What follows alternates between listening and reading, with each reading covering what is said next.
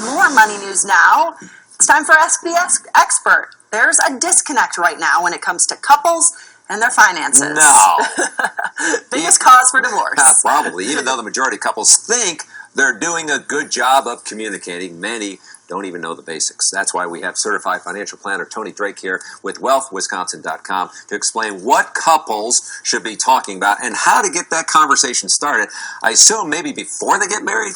That would be a great start. Unfortunately, that's not how it happens, right? When the number one cause of divorce, it's really about starting that conversation somewhere. Sometimes in spirit, it's going to cause an argument. An alarming percentage don't even know what their partner makes for a salary. Really? So you really got to open those lines of communication because it can really be a barrier and cause some tough difficulties. So what are some of the areas specifically couples should be talking about besides just salary? Yep, simple area savings. I mean, you got to have a savings plan. You got to have some cash on hand reserves for emergencies.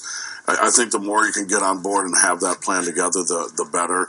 And debt. I mean, debt comes right into savings. Sometimes you have a spender and a saver, and that can cause a lot of problems if someone's shopping secretly and not telling their partner about that. Right. So how do you get everybody on the same page? It's just really about sitting down. I mean, sometimes just scheduling it. Schedule a talk. It doesn't have to be every month, maybe every other month. Right. Sometimes in a relationship, one of the two handles finances more than the other.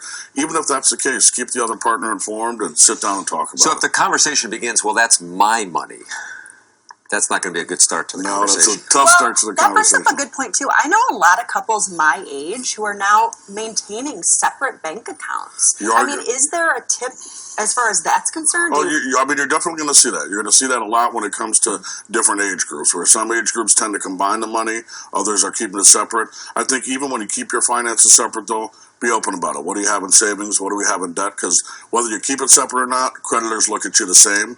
So they're going to treat you the same. And then when children come into the equation, then there's Forget a lot more. it, all money out the door. That's right. Then you have nothing left. Yeah, right. So how do you tell them when that? I mean, the big bills are obviously the mortgage, maybe a house bill, insurance. I mean, those are the biggies that you got to be on the same page on, right? You really do, but it's the credit card. I mean, a lot of times folks just don't know. If you're out shopping, you don't know about it. You can easily run up some pretty big bills. That obviously is going to hit you with some tremendous interest rates you can't get ahead. It's going to disable you from getting jobs. Future credit applications, it's really going to hurt you. So let's talk about these topics again. We've got a graphic to show you on that. These are the lists right here. Starting out with spouse's salary, talking about savings. What's the game plan there, right? What about Social Security? Social Security really comes in. A lot of people don't even know what they're going to make. Even in your 20s and 30s, though? Even in your 20s and 30s, it ties right into retirement. What do we want to do in retirement? What's that lifestyle going to look like? I think that's really important to be on the same page so you can plan for that. If you don't start in your 20s and 30s and wait till later in life, if somebody has a pretty grand idea of what retirement's going to be and the other person doesn't, you may not have the money to fund that. So I guess the key in like anything is just open communication about all things. If Packer fans and Bear fans can survive marriage, you can easily talk about that. There you go. I don't know one couple. Just kidding. Got a question for our experts? Email them at asktheexpert@todaystmj4.com.